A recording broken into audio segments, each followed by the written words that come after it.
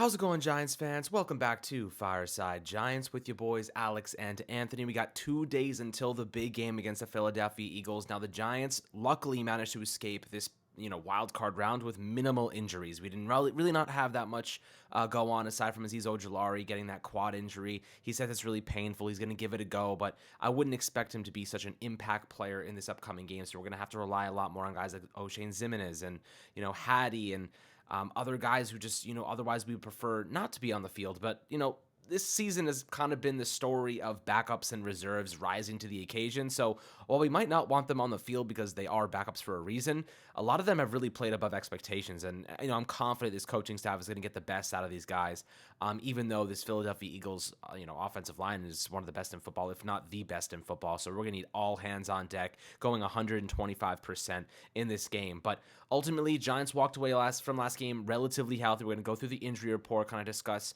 the implications of some guys who may be limited or who's, full participant. A lot of guys were limited, but ultimately I think there was more so just rest and making sure that they were 100% for this upcoming game and trusting their bodies and trusting that they'll be prepared when it comes down to it, Anthony. But when you're looking at this team, the health situation, I'm optimistic right now. How are you feeling and how you do today, my friend?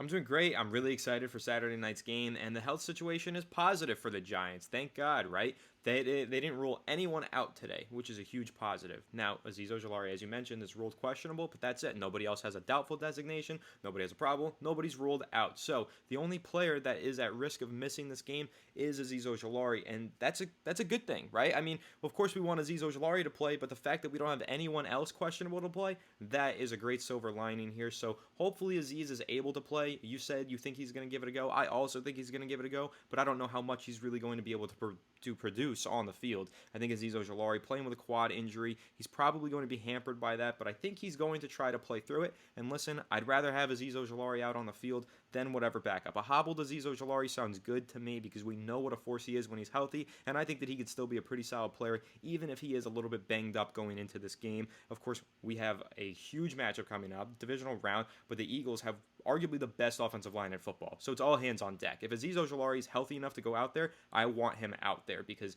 that is the one game where you need all of your best pass rushers available to you, because when you're going up against an offensive line that is that solid, you just need all hands on deck, like I said. So again, another big takeaway though is that off the injury report completely, Adoree Jackson once again. So he was taken off the injury report, played in that wild card matchup against the Vikings, played great, was honestly maybe the key to winning that game and shutting down Justin Jefferson, but then he hurt his back in that game. So he was on the injury report earlier this week. Now he's off the injury report. So the Giants are looking really healthy just in time for this game. I was looking at the Eagles injury report yesterday. A lot of rests. Alex, what is your take on that? I don't know if you saw that, but they had like 7 players take a rest day on Wednesday coming off of a bye week, which was very confusing to me. Not really sure what to make of that, but again, it looks like the Giants are healthier than the Eagles are going into this matchup. Look, the entire kind of aura around the Eagles right now is exuding confidence, right? Like they're talking about stuffed pizza and shit. You know what I mean? They're talking about nonsensical things when their most important game of the season is coming up on Sunday.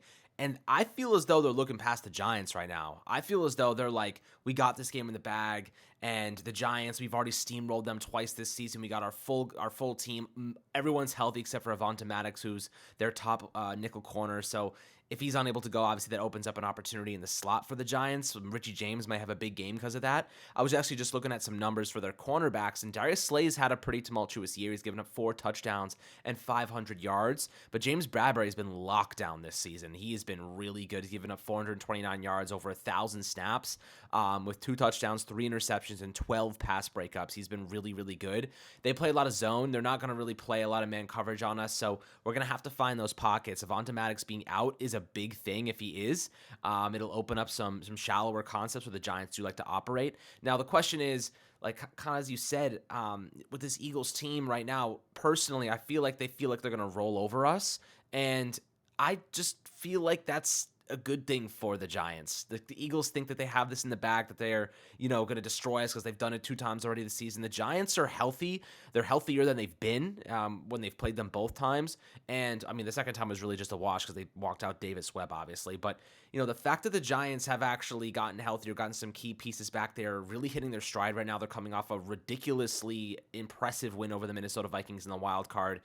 How are you feeling right now? Because everything about the Eagles seems like they're overly confident, and that's kind of reminiscent of the 2007 season for the Giants when everyone was like, it's the Giants, they suck. Even 2010, they're not that good. They lost some big games that year. They've lost against some crappy teams, whatever it might be. And I kind of get the sense that this team is way better than it was 6-7 weeks ago, which is kind of reminiscent of those old campaigns with Eli Manning at the helm. We saw DJ kick it into another gear this past weekend against the Vikings, and if he can maintain that pace and really just put it all on the table against the Eagles, this team can sneak out a win. Going away, they play really well away. They don't play as well as they do at home, and I get the sense it just feels like they're playing with house money, and they're like, well, let's just go have some fun. Let's go kick some ass and take some names and leave it all on the field. And, what are your thoughts right now about this team and the health being a factor and just the kind of the feeling the Eagles feel like they have us?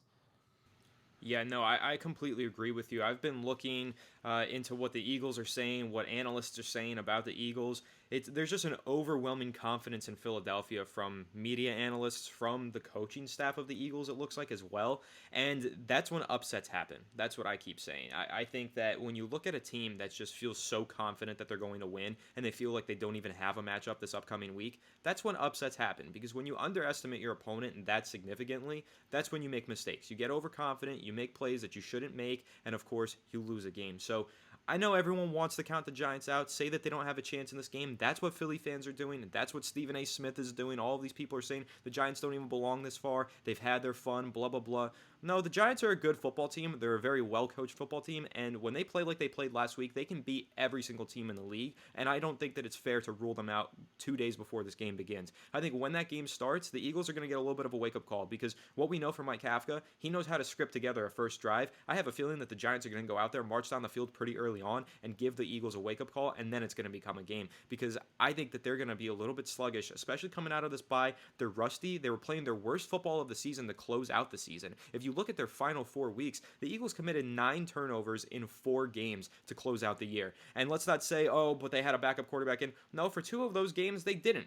Jalen Hurts threw 3 interceptions in 2 games. So let's not just say that it was Gardner Minshew's fault. It wasn't. It wasn't Gardner Minshew's fault at all. It was the Eagles. In general, they just developed a turnover problem for the final month of the season, and I don't know why we would just assume that that's gone away magically because they had a bye week. I think that what you see a lot of the times is these teams, they take their bye week, they get the first or second seed in the past, they get their bye week, and they get really confident coming out of that bye, really sluggish and rusty, and they get out there and they get their asses kicked. Giants fans should know that all too well, because first of all, that happened to us in 2008 when we lost to the Eagles in the divisional round, and it happened to the Packers in 2012 when the Giants beat them in the divisional round. We've seen it before. We know exactly what happens sometimes with these NFC teams that are the first seed in the NFL, have all the confidence in the world, sit and just think about how good they are for a week on a bye, come out of that bye, real sluggish. And I think that one of the things that I'm seeing on this injury report, again, you're seeing 7 players rested on Wednesday. Some ridiculous amount of players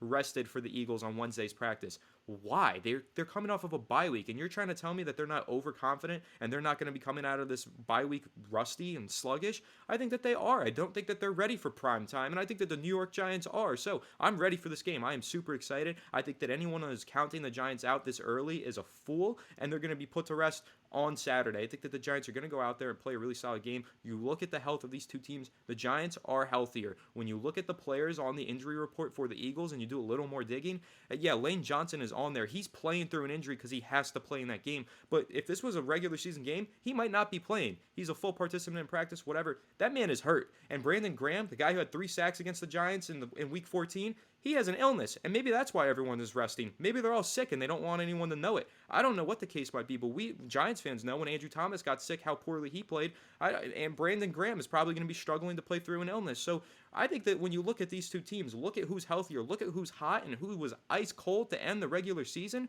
The Eagles were ice cold, and the Giants right now, red hot. This is going to be a game on Saturday, and nobody should be sleeping on the New York Giants right now. No, they shouldn't. And you kind of said it right there. The Eagles are cold. The Giants are as hot as they've been all year long. And I also want to throw out the fact that the Eagles almost lost a couple of big games, right? They lost their last 2 of 3 games, one against the Saints, one against the Cowboys. It was a high scoring contest. They almost lost to the Bears. They almost lost to the Colts. They lost to the Commanders. We destroyed the Colts. We destroyed the Commanders in the second go around. This is a team that has nearly lost. They almost lost to the Cardinals early on in the season, and the Jaguars they won by 8 points, so it's a reasonable margin. And then they barely beat the Lions to open this year. Like they've had some close games, and the Lions are a good team. The Colts are really bad. The Commanders are pretty bad. The Texans almost had their number, then they pulled away in the fourth quarter. So this is a team, the Eagles team, that is kind of like shows up and disappears at times. So I kind of feel as though this Giants team can make some noise early. But the thing is, they have to really set the tone early. They got to come out of the gates. They got to script a really nice first drive. So here's a question for you, Anthony. Would you prefer that the Giants defer? Let's say they have the choice. Do you think they should defer, or do you think that they should accept the opening kickoff and try to score ASAP, or do you think you give the Eagles a chance to set the tone? Yeah, so in the past, I probably would have said give it to us because I want to see that offense go out there quickly. But I like the way that the Giants' offense in recent weeks has been responding, right? Because what we saw against the Vikings in particular, the Giants did not have the ball to start the game. They got it to start the second half, but they came out there and they still scripted an incredible drive, and that's what I like to see. So I want the Giants to defer if they win the toss. Let's start out in the second half, get red hot to close out the game, get that advantage, that extra possession in the second half. That's really what you want, and I think that no matter what, if the Giants have the ball first or not, they're going to script together a pretty good drive. I'm very confident in Mike Kafka right now. He is so deep in his bag. Honestly, I have this like wild conspiracy theory. I think that the Giants offense that we saw for the majority of the regular season, it was like a quarter of the playbook. And now they're just opening it up and taking the other 3/4 of the playbook out and saying, here, you guys didn't know we had this up our sleeve. You didn't know we had the quarterback power. You didn't know we had the zone read option with Daniel Jones and Saquon Barkley. We're going to pull out all of that right now. All the stuff that we left off the film in the regular season, it's coming out right now during the postseason. I really think that's what Mike Kafka and Brian Dable are up to right now. I think that there is a hidden playbook. I think they have a regular season playbook, and then I think they have a postseason playbook. And right now we're seeing the postseason playbook because we are seeing a lot of aggressive play calls, some play calls that are just putting their players in wide open positions to make plays, that is maximizing the talent of Daniel Jones. Again, I've been really impressed with Brian Dable, Mike Kafka, especially in that first postseason game. So I'm confident in this offense. They don't need the ball to start the game and get hot. I think that they can get hot at any moment, and I'd rather them take the ball in the second half, march downfield, get that scripted drive there, and get that advantage going into the fourth quarter. Yeah, I think that makes a lot of sense. I think you probably follow the same exact plan you did this past weekend against the Vikings. You give them the ball first, and yes, they marched on the field. And the thing is, the Vikings were the number one scoring team or number two scoring team on opening possession. So they scored a lot of points, and then they got progressively worse as the game went on. The thing about it is, like, when you're in the Lincoln, you're in that stadium against the Eagles. You got to quiet their fans early. You know what I mean? You have to put them in a mood where they're like stunned. You got to stun the Eagles and their fan base because the fan base helps make them as strong as they are. You know what I mean? It's like that energy source behind them. Like it's like Iron Man, like his little like whatever thing he puts in his chest. That's like the fan base for the Eagles. They elevate them. If you can stun them early, you can get some advantage. You can put some points on the board. It's difficult. It's not easy to play there, but I will say this. The Giants showed us they can get it done, and it's going to have to probably come mostly on the ground because they have the number one pass defense in football. So Daniel Jones, Saquon Barkley, run the football effectively. This is probably going to be if I was to guess, I say we see a very similar game plan as the Giants pulled out against the Green Bay Packers and Chicago Bears. A lot of play action, a lot of bootlegs, a lot of design runs for Daniel Jones. Saquon Barkley's, he didn't get a lot of action in the second half of that last game. I bet you he's 100% healthy, ready to freaking rock. Like, he's got to be on top of his shit. Now, he had a couple runs in that game that were electric. He made the most of every single opportunity he got against the Eagles. He's got to make the most and then some. So it's going to be interesting, guys. I'd love your perspective on that specific question. Would you rather defer or would you rather keep the football on the opening kick, try to stun the Eagles or play a more defensive conservative route and then, try to stop them early, then rebound, try to get that ball without letting them get any points, and then get it in the second half and hopefully, compound that into some additional leverage and additional advantage. But Anthony, you have one last thought on that matter? Yeah, I have one last thought, and I just want to talk about Jalen Hurts real quick because we got to talk about how this guy is not playing good football in the final month of the season and why. I mean, I just see everyone saying, like on Twitter and all the analysts on ESPN and everything, they're talking about how Jalen Hurts is healthy and he's going to put the Giants to rest right now. Let's go over these stats from the final 4 weeks of the season. Alex, this is going to blow your mind, okay? So the Eagles in the final 4 weeks of the season, they went 2-2. They lost one game to the Cowboys. They lost one game to the freaking Saints, 20-10. And those two wins, 22-16 win over the Giants that you and I both know was a way closer game than it should have been, and then also 25-20 against the Chicago Bears. They almost lost to the freaking Bears. Do you remember that game? The Bears had a huge lead on the Eagles. Let's look at Jalen Hurts' stats because everyone wants to say no, they had a backup quarterback in during that time. Okay, boo-hoo. Listen to these stats, right? Jalen Hurts in those 2 games, how many touchdown passes do you think he threw? 0. He had 0 touchdown passes and 3 interceptions. And you guys all want to tell me that Jalen Hurts coming back is a savior of the Eagles and he's going to kick the Giants to shit on Saturday? I don't buy it, man. I think that he is just as cold as the rest of that team. And I think that this bye week is only going to hurt them. And I'm feeling really good about the Giants going into this game. I don't want to get overconfident here because I know we're the underdogs and everything. But I'm getting really annoyed about the discourse with the Eagles, man. Alex, I know you are too. They are just so confident in themselves right now. But when you look at the football that team was playing to close out the season, again, 9 turnovers in 4 games, 3 of those from Justin Hurts in 2 games, or Jalen Hurts in 2 games, they're not playing good football. And I think that the Giants are really in a position to give them a real stark wake-up call. Yeah, I hope so. But guys, I'd love your perspectives and opinions below in the YouTube comments. Make sure to like and subscribe as always. Have a fantastic rest of your day. We got 2 more sleeps until we play the Eagles, and we are absolutely hyped. We got you guys covered with any updates and news that come out. Should be pretty smooth sailing from here on out, knock on wood, but we're confident. We feel good. We like the way this Giants team is playing, and we're always going to be eternal optimists. So let's go freaking Giants, and we'll catch you guys on the next Fireside Giants episode.